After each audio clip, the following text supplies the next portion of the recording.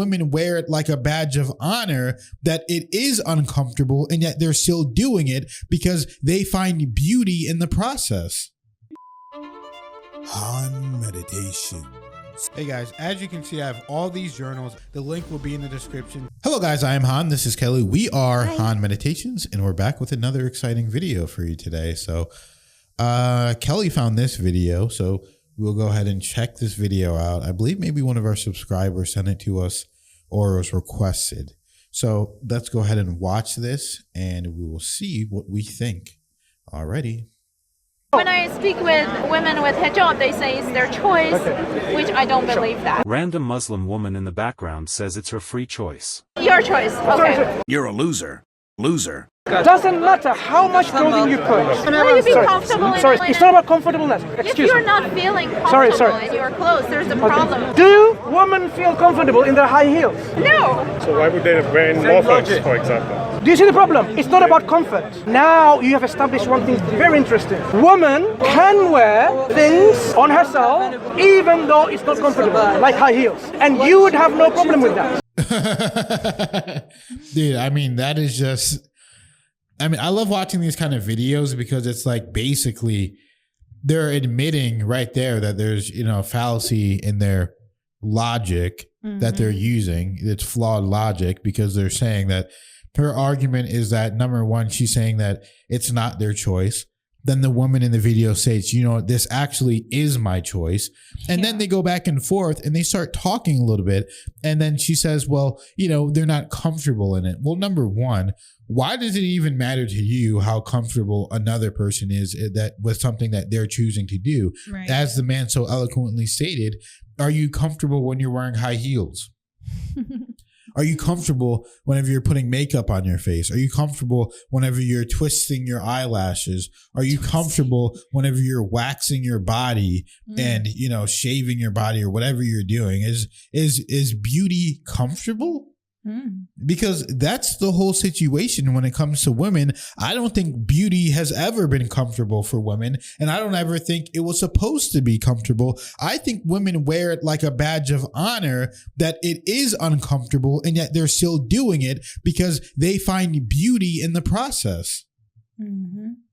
I mean, I think it's pretty interesting because honestly, I think the, you know, clothing of a hijabi, it always looks like really comfortable clothing to me, actually, you know, because it's not really tight, obviously, and it's loose and it actually looks comfortable, like the outfits I typically wear. So that's for one. But even if it's not comfortable, it's like one of these things where it's like, it's this weird kind of thing sometimes in the modern day with women where they think it's like they're helping women by thinking like, oh, you know, it's not even just with hijab, just stuff with women in general, all types of stuff, like becoming a housewife or whatever it is. It's like, oh, you know, they're just forced to do that. But to me, that's almost like more insulting to women to assume that so many women are just so cuckoo in their mind or so, you know, under control of a man or brainwashed. They can't think for themselves and their whole lifestyle is based off something they don't even want. And you know better for them than about them for their own life. You know what I mean? Like that's actually insulting to me, to women, to assume that they're not living the way they want to. So yeah. I mean, you're right, Kelly, because I couldn't imagine any man going up to another man and saying, oh, well, you're not comfortable. You're not choosing to do this.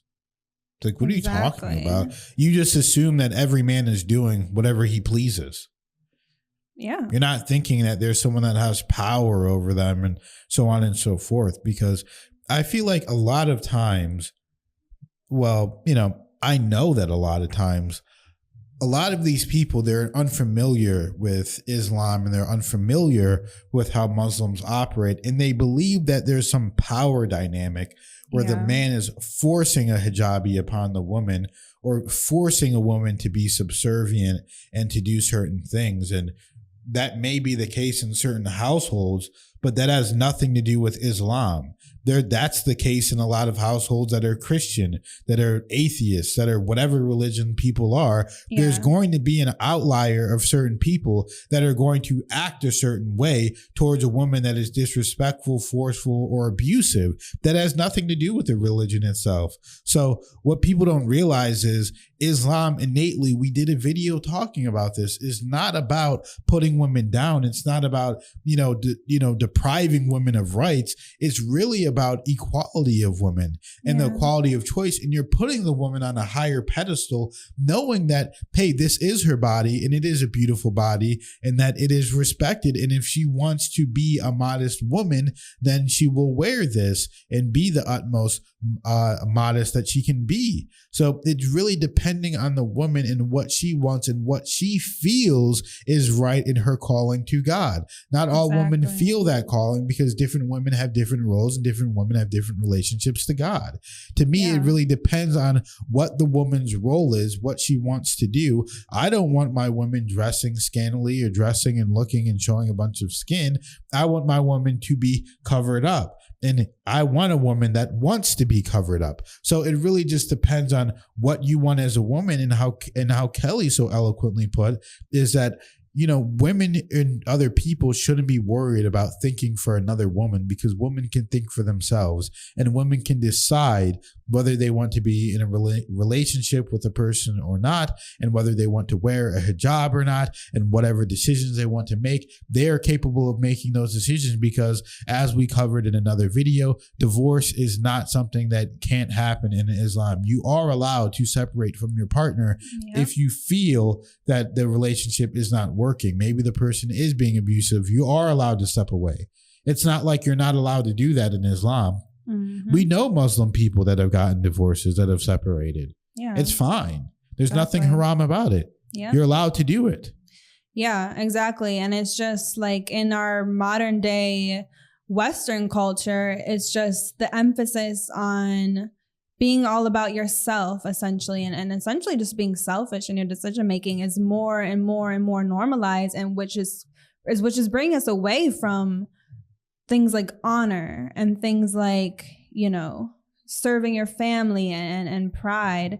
And there's a lot of women though out here still today that they're not caring about the decisions just for themselves. They're not thinking about what's the most pleasurable to me, what's the most comfortable for me. Some women have pride in doing things that are honorable. It doesn't have to be all about what's them and what's comfortable for them. They're thinking, what's most honorable to my family? What's most honorable to women that I don't have to show my body? What's most honorable to my husband? It doesn't have to be all about me. And that's the kind of stuff I respect. And I wish that our modern day world wasn't separating from that so much. But I also feel like it's almost, the pendulum's kind of swinging. And I think a lot of people are waking back up to those old values, because that's the way society goes. The pendulum always swings. So I do have hope for where things are going. But yeah, not every woman needs to live just for herself. And that's what makes her happy, being able to live for others. So you're absolutely right, Kelly. And that's beautiful. I'm so proud of how you've been able to speak and share your opinion. And I really appreciate that. I mean, your voice definitely matters. And, we are equals in our relationship. Every woman's voice matters. That's why no other woman should speak. Don't cut me off when I'm talking. No, I'm just kidding. I'm joking. Yeah, your voice matters, but chill out. I'm just kidding. It's not more important than mine. I'm just joking, guys. But I don't even know what we were talking about. But no, actually, I really do believe that your voice matters. And I do love that you've been speaking out more. And, I love that people listen to you, because the perspectives that you say are so different, and it's so beautiful to hear. So I think people do need to hear that more, and I need to hear it more as well. And whenever you tell me something, I believe it. Wow. So absolutely. Thank you. Unless Thank I don't, you, everyone. But most of the time, if you say something, when I see you have that look in your eye, and then I know that you're serious about it, that's when I feel comfortable knowing.